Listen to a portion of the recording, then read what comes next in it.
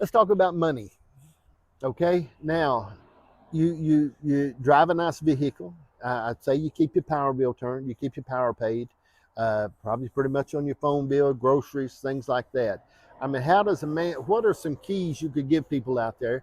And people can get born again and still die broke. Yes, sir. People be millionaires and die broke. Yes, sir. I've known millionaires broke. So, what are some keys you could give to people out there about their finances? I think the first thing is put God first. In tithing, there are three ways to give. Tithing, which is 10%, Mm-hmm. and then the second way is giving in offerings, which is above the 10%, like missions and things like that. This church just built a church in Africa, and man, I can't wait to do another one. Mm-hmm. And we're looking, maybe, I don't know, I'm talking out of my head right now, but we've got some missionaries in Romania that maybe we could build a church over there for. But this is we can't outgive God. Okay, but I'm with you. Gotcha. Okay, I'm with you on that. But I've known people that tithed, Right. gave in the offering. It still seems like they couldn't keep their power bill turned on.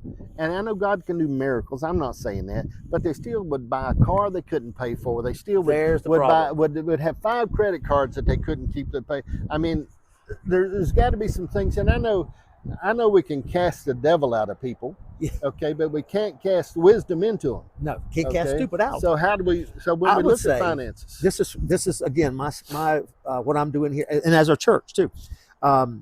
We are doing everything again. Next one of the giving is alms and poor. right? But the thing is, I try to do is live within a budget, and that's the problem. A lot of people, like you said, want to get. Oh, I had a lady look at me one time. She said, "Pastor, I'm fixing to get a new car." I said, "Well, that's awesome. What's going on?" She said, "I'm fixing to give mine away." And a friend of mine did that, and God gave her a car. I said, "Did God tell you that?" She looked at me and says, well, no, but it happened. I said, "Sweetheart, you're fixing to walk." Because we don't, Right. it's not on somebody else's miracle. Right. It's on what the revelation that God gave me. Now, Yeah. I would say I tried my best to stick by Dave Ramsey's, have the snowball effect. And I do that. We've done it here. Right. Right before COVID, we paid off this building. And we didn't know COVID was coming, but Right. God spoke to our hearts. And it was over Yeah. $1 million building. We're debt free. Yeah. And because again, our leadership, our people, myself, our families, to have that emergency fund. Mm-hmm. A lot of people right now they're Right. living Right. off credit cards. Right. Have you seen the rates on some of those credit man. cards? Yeah. Yeah. And 25 years to pay this off if you want to pay a minimum Right. payment. But I think the thing is we have to use wisdom and find principles to help you save. Put first God, and then save. And Right. people think if I do like a Dave Ramsey, then I can't have fun. No, you can't. Building that Right. budget, you're putting in there for yourself too. Yeah. For your bills. Then you pay your bills, pay that, and save. I know it's a cuss Right. word, but people don't go, I got it. It's burning a hole in my pocket. Well, hello, But, Well, I've told my kids, and if you put back, and we set amounts out of your payday to Yeah. put back, I said, blow the rest of it, whatever you want to, but put this back and do that, and then live within the means of knowing and pencil and paper won't lie. no, Lay a pencil and paper out and say, let me look at where we are, and let me look at what's going on, and I think that's important. It's very important. and I got a used car. God bless me, our son-in-law and our daughter. They let us have this truck. It was a 2006, and I said, I don't care. I'm not proud. Somebody said, well, Right. you're the pastor. You need to have. I don't care. Right. I'm not impressed Right. with that. I've Right. seen that. I'm like you. You get it. Praise God, it's paid off. Yeah. And I love it. My son asked me one time, said, "Dad, what kind of car, if I could get you any kind of car, what would you get me? What can I get you, Dad?" I said, paid off. I don't care. There's a car that I love. Uh-huh. Okay.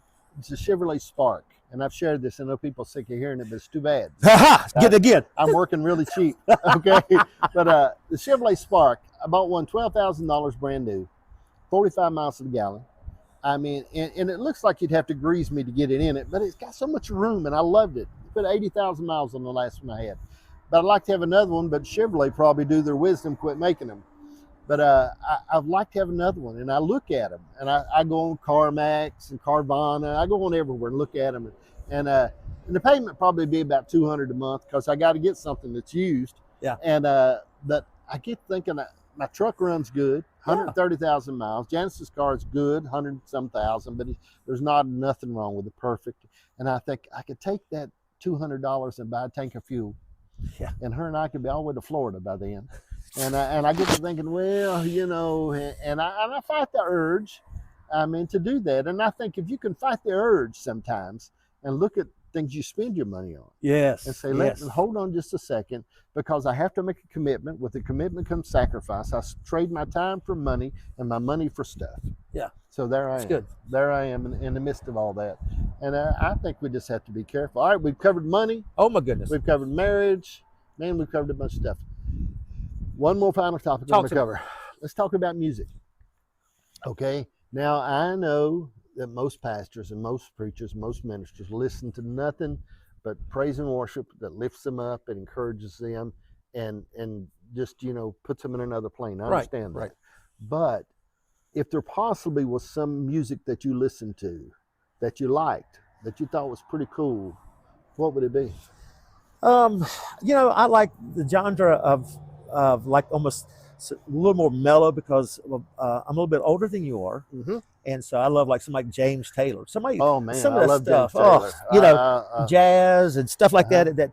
Because some of the stuff they're pumping out today, man, the words and it just it don't make any sense. No, it doesn't. And cursing and sexual overtones but I like something I can listen to and enjoy, and not feel like I'm I'm contributing to sin when I hear it. I like a little bit of Linda Ronstadt. I try to dance once every morning. I do a little dance, and I think if men and women would do one slow dance every night before you go to bed together, I think marriages would become stronger. But I do a little dance. I do that Tom Cruise thing where he slides down the hall. I do that, and it brings such joy to my wife.